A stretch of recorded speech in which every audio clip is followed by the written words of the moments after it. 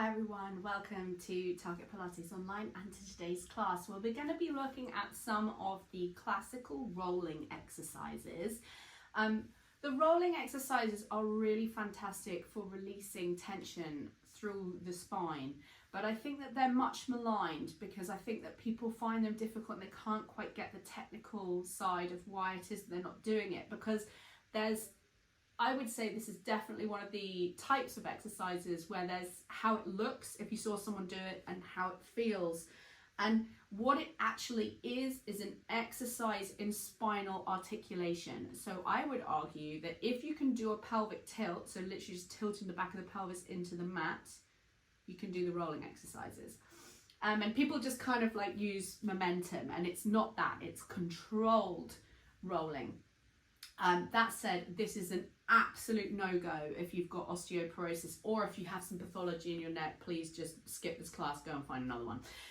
So let's just take a look. We're going to look at technique, we're going to try some of them, go through them, some of the exercises and just why we might not be able to do them, but it's a workout in and of itself, really good abs and spine release. So let's come and lie down. So as we said, an exercise in spinal articulation. We start therefore, as ever, lying on our back, soles of the feet flat on the floor in a neutral spine, so little space underneath the lumbar spine but ribs heavy and connected. So let's take a sigh here, so hands to the bottom of the rib cage, take a big inhale and exhale, just sigh the ribs into the floor and maintain the position of the pelvis.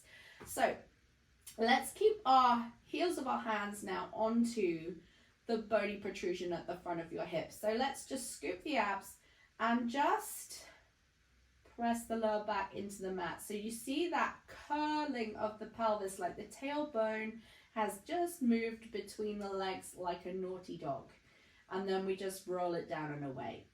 And I really want you to dial into this. This is one of those ones that people just chuck about. Be really mindful about it. So how much can you roll that lower back into the mat? And I'm just moving towards, in this case, a sense that I could slide a 5-pound note underneath my hips.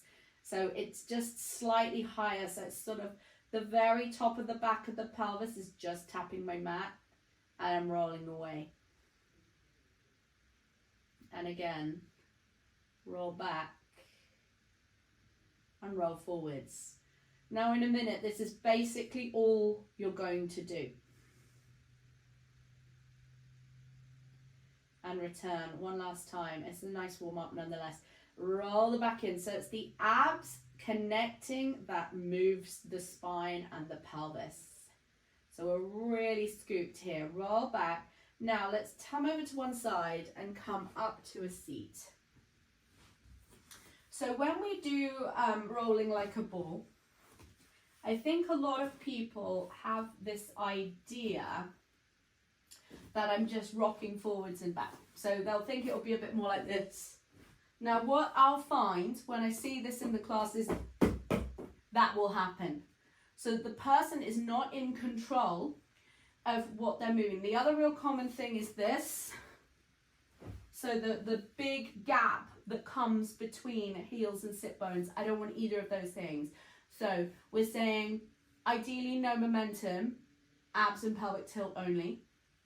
And the feet should stay off the floor at all times. The distance between my heels and my sit bones does not change. Let's see how we get along with this. So knees are approximately in line with shoulders. And I've not gone across, I'm holding my legs and my feet are touching. Now I'm gazing down towards my navel. I'm scooped, I'm rounded. So I'm tilting my pelvis until the balance tips. And then I come up. And you'll see there is adjustments that I am making. But in an ideal world, I would not be. Look how controlled that is. Scoop, scoop, scoop, scoop, scoop, rock back, roll. And take an inhale.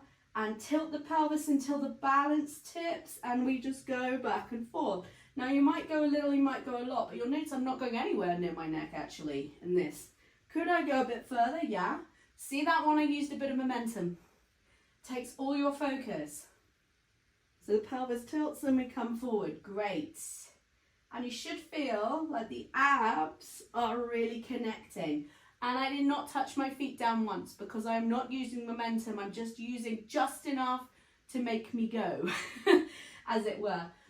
The next one is open leg rocker. Now that becomes even more important in this one. I'm not going to do the full thing, but what I'm going to do is some sort of stretch just to kind of get people into the open leg rocker position. Because typically I find in class the thing that people find more difficult about this is the hamstring flexibility element. So I'll just hop back just a tad, but I'm still in that same position. So I'm right to the back of my pelvis, feet touching, and I'm holding onto my ankles. I'm scooped, I'm looking towards my navel. Now just watch the knees don't go too wide as I was just then. Start to extend the leg out and just stretch it there. And it should be like, yikes. It is good. And then just slowly bring it back in with control. And to the other side, we open and we stretch. Keep connected, pulling the abs in. Now it sort of isn't automatic, I would argue. You have to sort of do a manual connection, but that said, it's really, really critical that you do. So just keep going side to side. Great. Bring it in.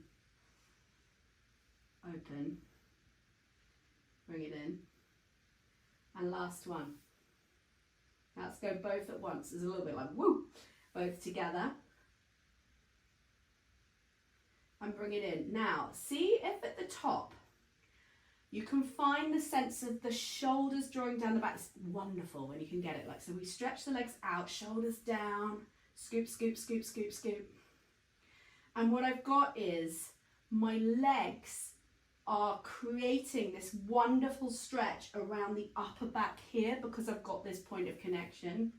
If you can. Now, actually, if you're sort of in a bent leg position like this, you can still find it, but it's not quite as good.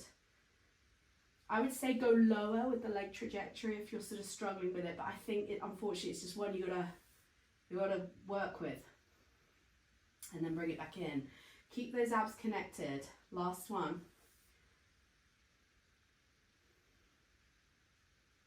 And bring it in. Right. So now I am going to move towards seal. So it's that slightly weird one where we're sort of like this and we're clapping this. That's the fella. Let's start with a more friendly option. So what's great about this is actually let the hip work within it. It looks unusual. So what I'm going to do is just take one leg up and I'm hooking underneath it and I'm rocking the baby. Open and close the leg. Now if you want, this leg could go out long. I'm just turning with my leg, imagining that I'm rocking a little baby. There we go. Right, let's step it down and go to the other side. I actually quite like having my leg in, but whatever floats your boat today.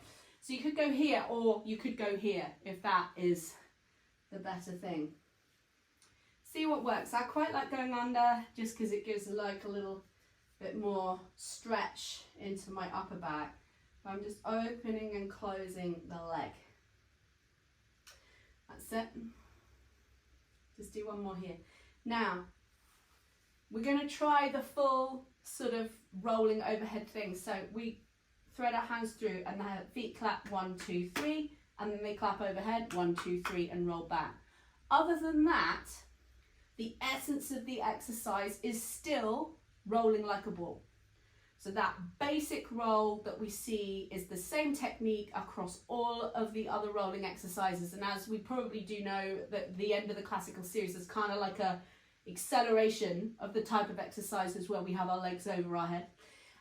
So let's just try crab, which I would argue, seal. I'm talking nonsense. Seal, not crab. Crab is a completely different thing. I hope I didn't say that earlier. If I did, apologies. Thread the legs through, the hands through, and just kind of cup your feet and ankles. And we're in the rolling like a ball position, knees wide. So clap the feet like your flippers. So 1, 2, 3, rock back. 1, 2, 3, roll forward. 1, 2, 3, tilt the pelvis, and 1, 2, 3, roll forward. And 1, 2, 3, tilt. 2, 3, roll forward. Let's just do 3 more. That's it. And 1, 2, 3. Actually move your hip. Roll forward. And last one. 1, 2, 3. Rock back. 1, 2, 3. Roll forward. Great. Take your legs down. Sit back. And I'm just going to take a forward fold for my last little stretch here. Can feel like it's a little much for the hip flexors. So let's just kind of fold and find a little stretch. So we've gone the other way.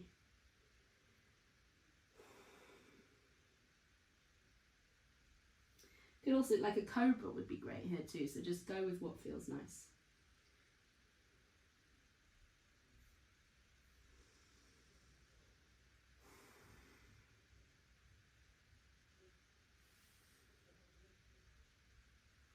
Let's slowly come up and turn to face front. I hope you've enjoyed that little foray into some of the rolling exercises, and I hope that that's something you can take back to your in-person classes, for those of you that also attend there.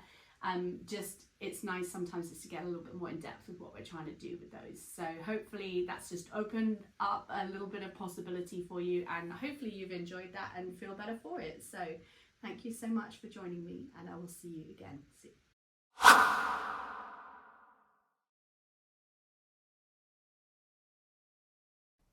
Hi guys, this is Christina from Target Pilates Online.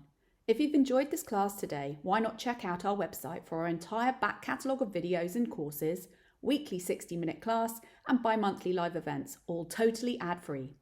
Come visit us today at targetpilates.online or click on the link below this video.